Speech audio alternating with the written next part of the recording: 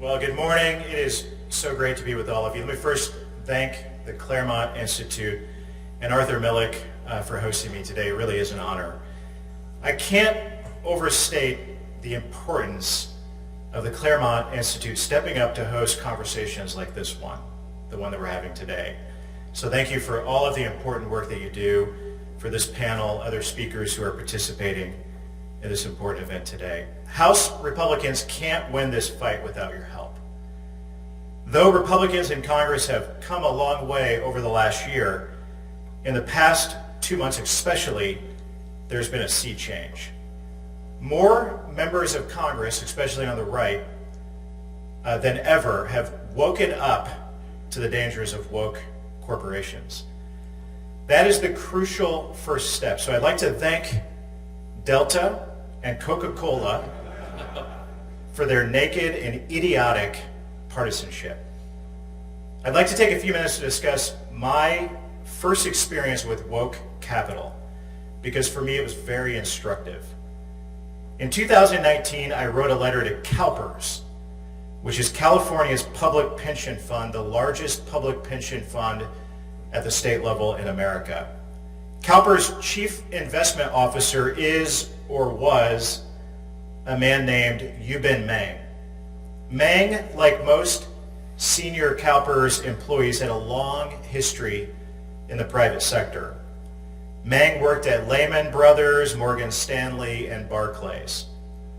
But unlike the rest of the CalPERS staff, Meng belonged to something called China's 1,000 Talents program. The FBI describes 1,000 Talents program as, quote, an unofficial espionage wing of the Chinese Communist Party. Meng also redirected billions of dollars in California retirees' savings to Chinese corporations after he was appointed as the CIO. I pointed all of this out in a letter that I wrote to Governor Newsom, and in that letter I called on Mr. Meng to resign. Now, I expected pushback and indignation from CalPERS, and I got a fair amount of it. But more surprising to me were their incessant attempts to label me a racist, even though over time my letter was validated and Meng ended up resigning in scandal. Oak Tree Capital's founder, Howard Marks, said I was, quote, impugning someone's character on the basis of their family's national origin, end quote. Some of you might have heard of Blackstone CEO Stephen Schwarzman, who also leapt to Meng's defense. It turns out Stephen was one of Donald Trump's biggest donors, and unsurprisingly, according to Josh Rogan's new and important book, Chaos Under Heaven, acted as a go-between between the Chinese government to get to the Trump administration. Niall Ferguson described my letter as, quote, an opportunity for people to have a go at Chinese-born U.S. citizen. Just last week, CalPERS' current CIO described my 2-year-old letter as, quote, a racist attack on an Asian American.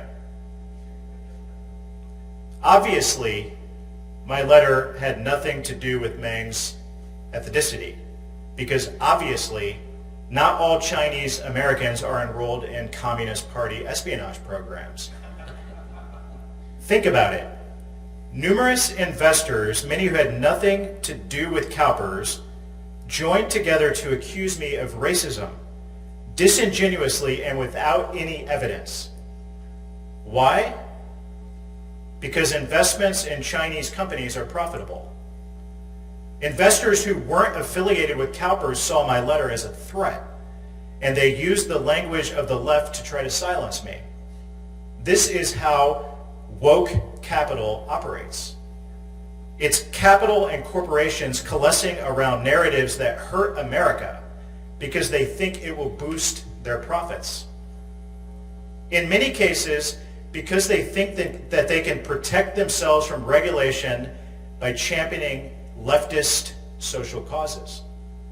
Or in the case of CalPERS, because they see themselves as citizens of the world, and so they see their interests as decoupled from America's interest. This is the lesson that I learned from CalPERS and that I hope all conservatives understand. Woke corporations behave the way that they do because it's helpful. So we fix their behavior when we make it not helpful. That's why we're focused on this at the Republican Study Committee. By calling out their rank hypocrisy in the media and by highlighting it through congressional letters. When the Navy's CNO, Admiral Gilday, put Ibram Kendi's How to be an Anti-Racist on the Navy's reading list, I sent a letter to him demanding answers. I take it he was quite embarrassed by it. Right now, the Republican Study Committee is working to arrange an in-person meeting with the CEO of Delta so he can explain to us how exactly voter ID laws are racist. We're tackling woke corporations legislatively too. Last week, I joined Burgess Owens' bill to codify President Trump's executive order and ban critical race theory in federal agencies. I've introduced a bill based on Clarence Thomas's opinion to roll back big tech's expansive Section 230 protections. And yes, conservatives must be willing to explore antitrust legislation more than we ever have before. These companies must understand that wokeness is divisive, immoral, and harms America. And even if they don't care about America, if they keep pushing it, it will end up hurting them too. Thank you very much for having me here today. I believe this discussion is crucial. I'm glad to be a part of it, and I promise you that as chairman of Republican Study Committee, a group of 154 members, Republican members of Congress, we are dedicated to this conversation moving forward too. I'm happy to take any questions if we have time to do so. Thank you.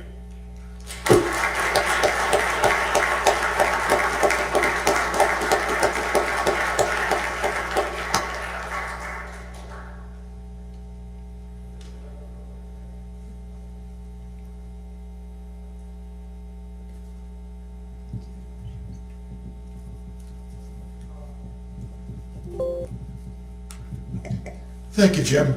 Bob Trento from Naples. I just wanted to add, for some reason, not some reason, I see the Republican Party as one of our biggest challenges.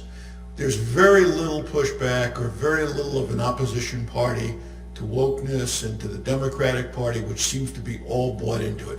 I know we've got the Freedom Caucus, that's great, and we've got probably 5 or 6 in the Senate, but on a national stage, there's nobody fighting for the people that have values like the people in this room. And I just wondered your comments on that. Well, I don't disagree with you. It's been a long time coming, and for too long, Republicans, especially Republicans in leadership, have been silent on these discussions. And for me, it hits home when Eli Lilly, a big pharma company in my home state, came to the State House this year and testified and ultimately killed a very popular voter ID law at the state level that was moving through our State House.